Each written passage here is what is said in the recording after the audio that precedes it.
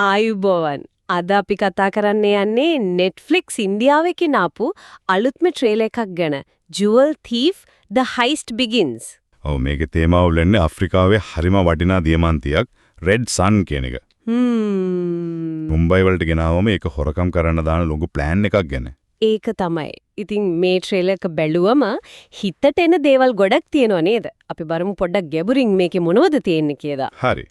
මුලින්ම අර දියමන්තිය Red Sun කෝටි 500ක් විතර වටිනවා කියලායි කියන්නේ. කෝටි 500ක්. ඒක සෑහෙන ලොකු ගාණක්. ඔව්. ඉතින් ඒ වගේ දෙයක් හොරකම් කරන්නත් ඉතින් ලේසි කෙනෙක්ට බෑනේ. ට්‍රේලර් එකේ ඉඟි දිනුවා ජාත්‍යන්තර මට්ටමේ සොරෙක් මේකට එනවා කියලා. ඒකත් නිකම්ම සොරෙක් නෙවෙයි. අවුරුදු 2ක් තිස්සේ අල්ලගන්න බැරුව ඉන්න කෙනෙක්. ඒක තමයි එතන තියෙන චිකාවේ කාරණය. හරියටම ඒත් ඒ පිටිපස්සේ හරිම සූක්ෂම කෙනෙක් ඉන්නවා කියලා පේනවා. ඒ කියන්නේ අර සෙල්ලම ඇතුලේ වෙන ගේම් එකක් තියෙනවද? ප්‍රතිවාදීව මානසිකව පාලනය කරනවද? ඒක වෙන්න පුරුවන්. මොකද මේක නිකම්ම හොරකමක් වගේ නෙවෙයි නෑලා කියන්නේ. අර චක්‍රව්‍යුහයක් බින්දන කතාවක් කියනවා.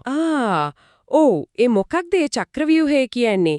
සිකියුරිටි සිස්ටම් එකක් විතරද? මම හිතන්නේ ඊට වඩා දෙයක්. සමහර විට අර මිනිස්සු අතර තියෙන සම්බන්ධතා, විශ්වාසය, පාවාදීම් මේ ඔක්කොම එකට පැටලිලා තියෙන දෙයක් වෙන්න ඇති. ඒක ඇත්ත.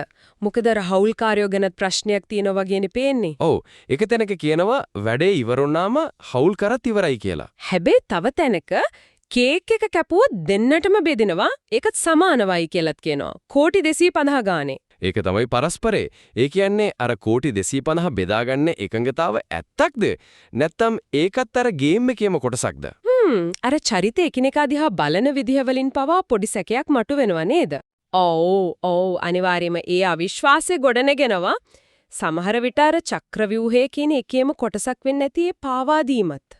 ඒ මදිවට මේ ඔක්කොම කරන්න තියෙන දවස් 3යි. හරියදම. ඒකෙන් ලොකු පීඩනයක් එනවා. ඇයි ඒ දවස් 3 දියමන්ති තියෙන ඒ ටික කාලෙද නැත්තම් වෙන හේතුවක්ද?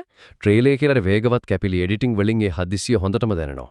ඔව් ඒ කාල සීමාව ඇතුලේ අර චක්‍රව්‍යුහේ බ්‍රිදින්න ඕනේ, හොරකම කරන්න ඕනේ, හවුල්කාරයෙක් එක්ක ගනුදෙනු කරන්නත් ඕනේ. සෑහෙන් අමාරු වැඩක්. අනිවාර්යයෙන්ම.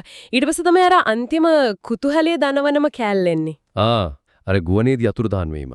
ඔව් ඒක කොහොම කරන්නද? ඇත්තටම ගුවන් යානයක් අහසේ තියෙද්දි අතුරුදහන් වෙන්න පුළුවන්ද?